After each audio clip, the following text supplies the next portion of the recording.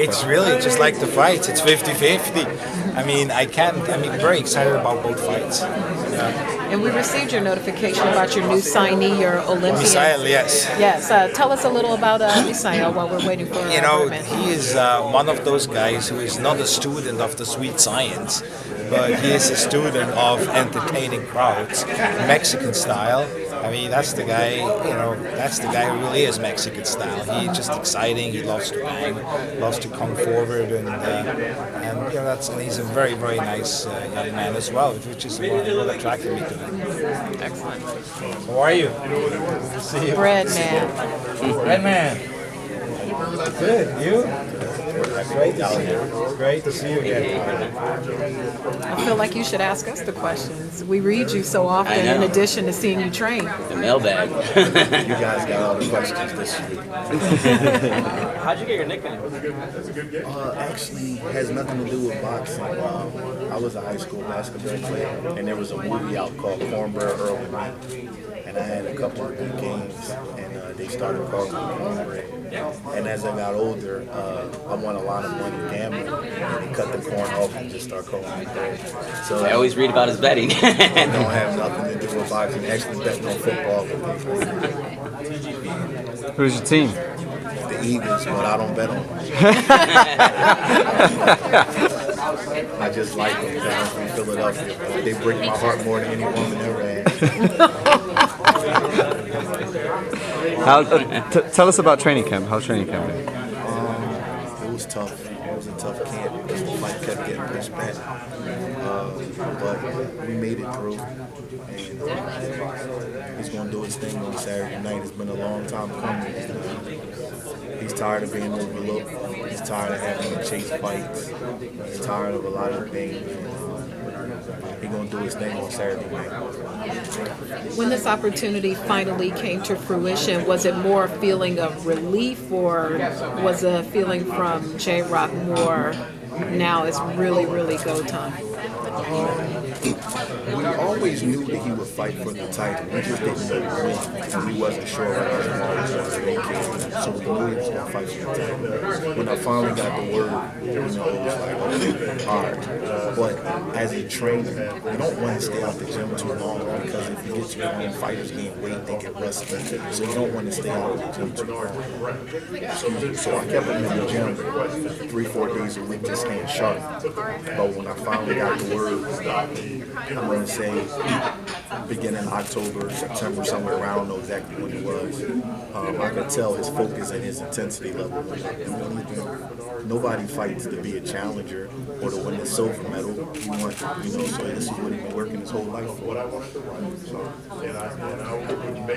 Talk to us about the genuine chemistry you guys have between you and J-Rock. I'm the type of person, I would rather be associated with people that I get along with than like the best jobs that I've ever had. It was always because there was a chemistry and somebody liked me. I think that's more important than talent always. You don't have to have the best fighter in the world, but if you got a guy that will listen to you and believe me, I think it works better. It's just like dating a woman. Some women may be pretty, but everything does not work out with it. With Julian, it was just one of those things by chance. I just happened to be training the guy that I get along with. Our birthdays are 2 days apart. We're very similar, and it just happens. The chips just fell that way. But it doesn't. It's not easy because you're dealing with a fighter. You're dealing with testosterone. You're dealing with a lot of pride. We fight. We argue. I have to curse at him. He's a man, he has children, you don't like that. But sometimes you gotta tell him what to do on a constant basis, tell him when to run, tell him how many sit-ups to do. So it's not easy. We don't hug and kiss during training camp, but he believes in me and I believe in him. And that's Julian seems to be pretty focused. You never really see him going up too much in weight. He's consistent, he stays in the gym. What do you have to stay on top of him about, if anything? You know what? I've been around a lot of young fighters, and they got a lot of bad vices. He likes pasta. He's a young man. sure women are attracted to him, but I don't hang out with him in that way because that's a fine line between being a trainer and being somebody's friend. You know, so I would just probably say keeping his weight at a reasonable weight, within about 15 pounds of the weight limit. You know, other than that, he's not a partier, he's not a drinker. He spends his money wisely. He invests in properties, and he has a nice managed stock account. I know Rich would like that. He invested in stocks pretty good, and you know, he's not a really hard kid to rein in. He's more like bullheaded as far as training. Like, our biggest arguments are you going to counter him with a right hand or counter him with a left hand? Who's better, you know, Ray Leonard or Floyd Mayweather? Those kind of arguments. We don't have, I don't have to pull him out of a club or bail him out of jail and stuff like that. He's not that kind of kid.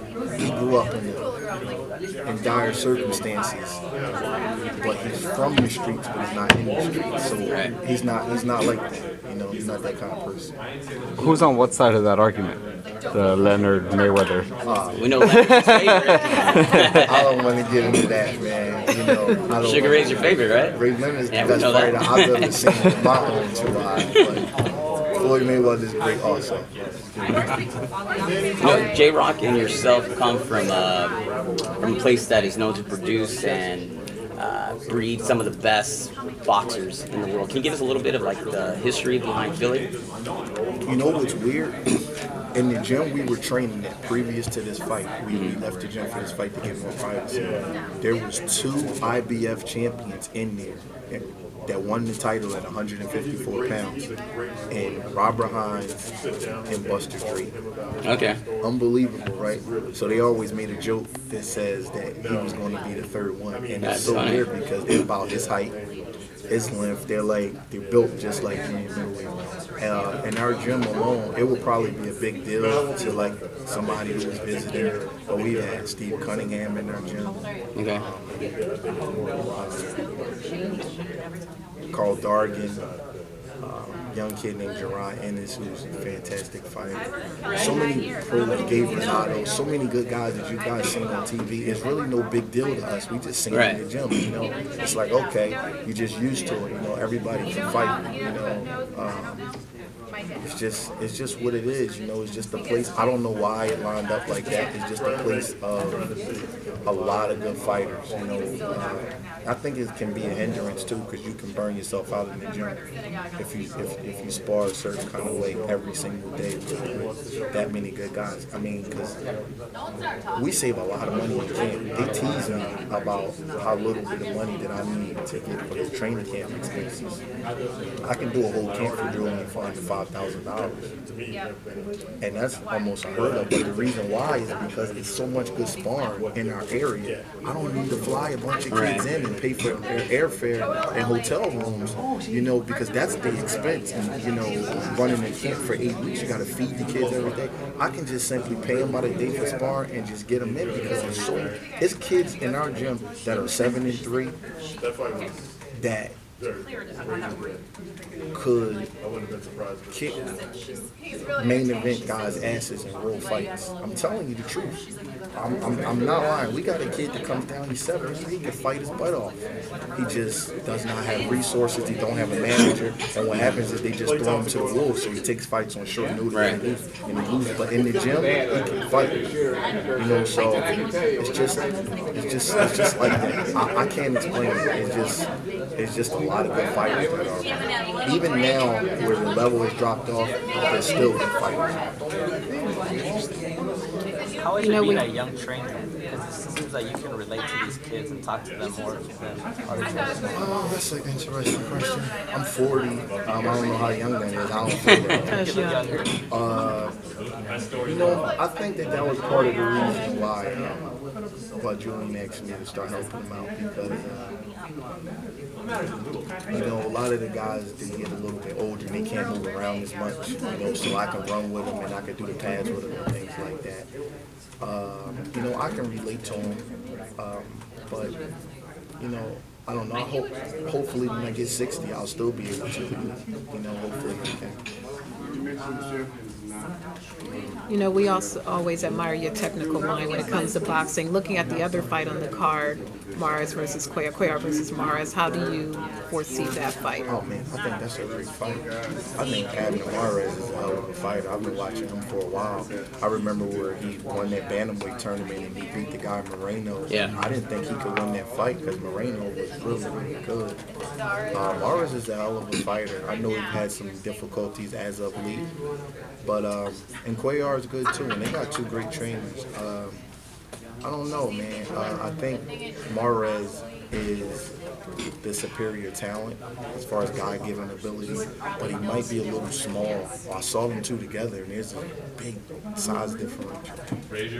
But I think it's going to be a great fight. I really do. I don't really want to pick a winner, but I think it's going to be a fantastic fight. And they got two great trainers. I think Freddie looks the best trainer in boxing. J-Rock is a really big guy. I was just next to him right now. Is he going to stay at 54 for much longer? I don't know, man. You know, honestly,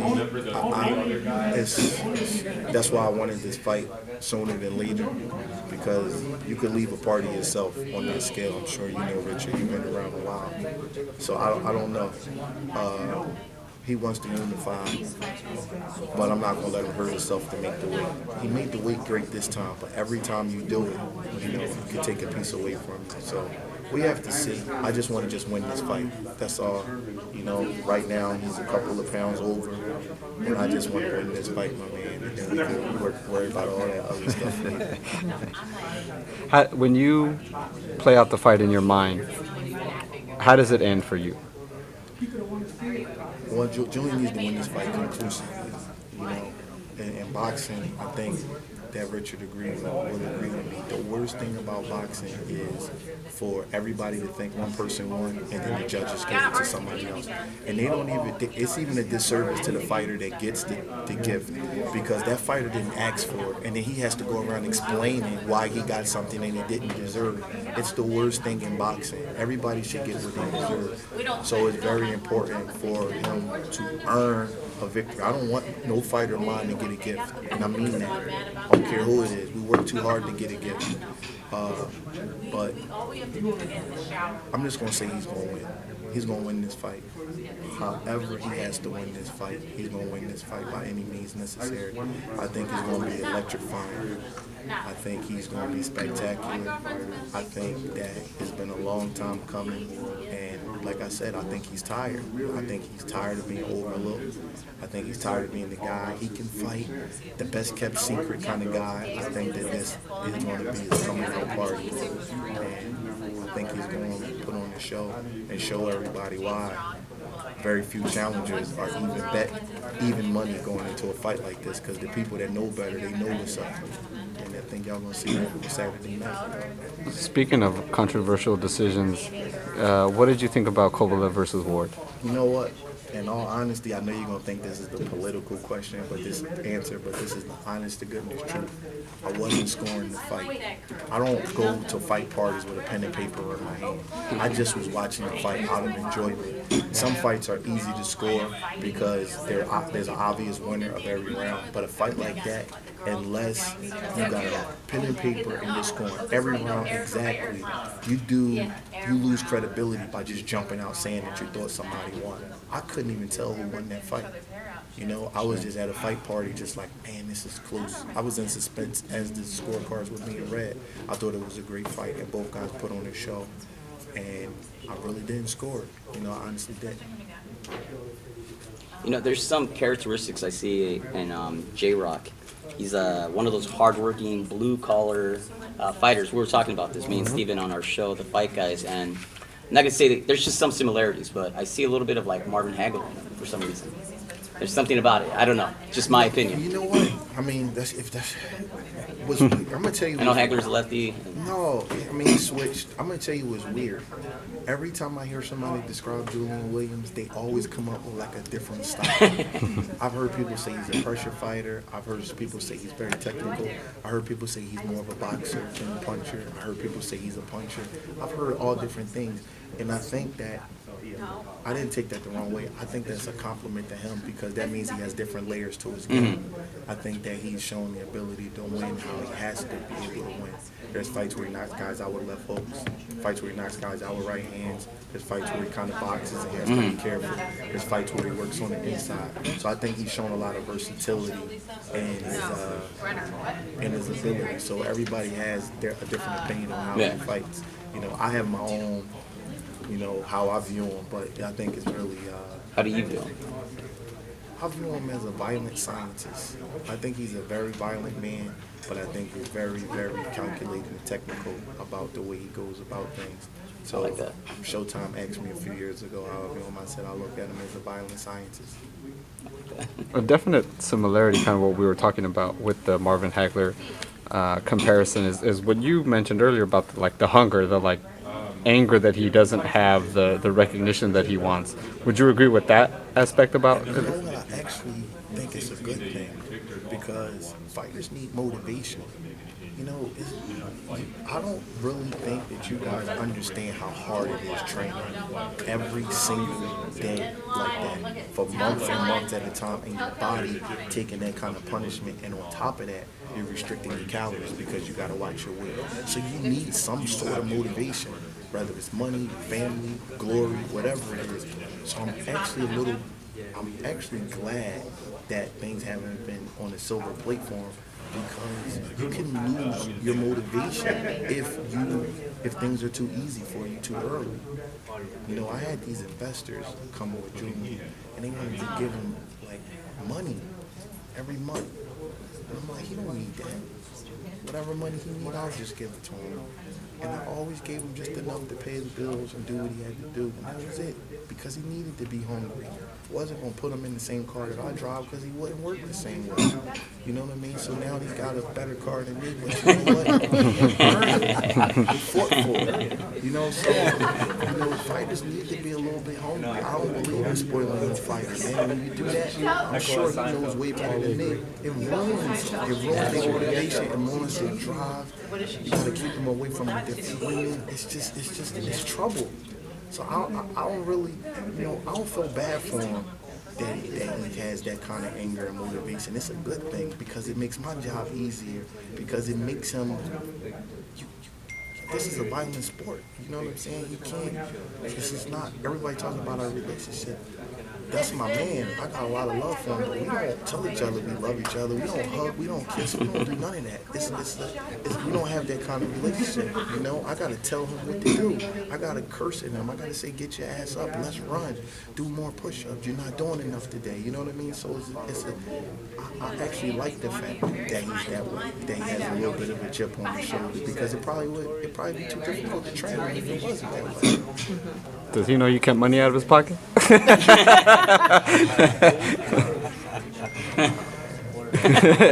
He's gonna know now.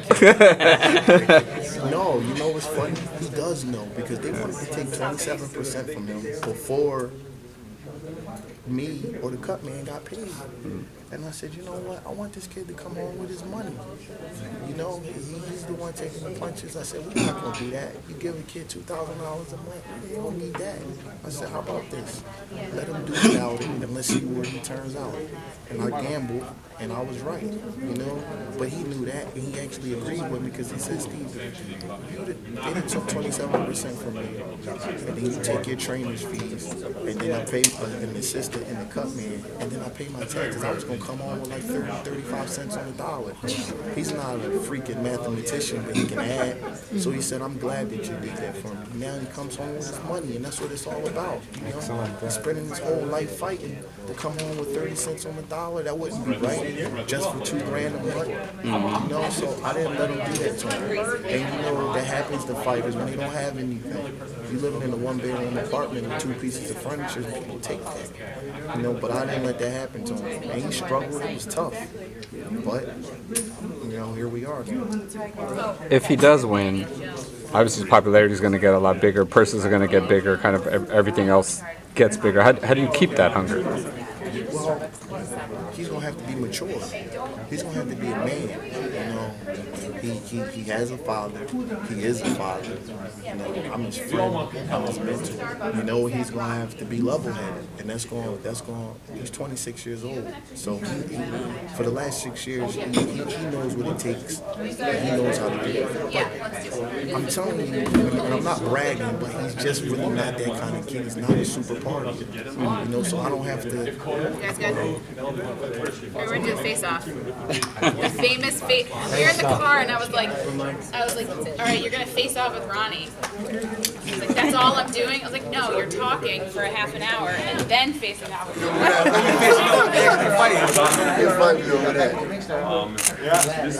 Okay. Yeah. Okay.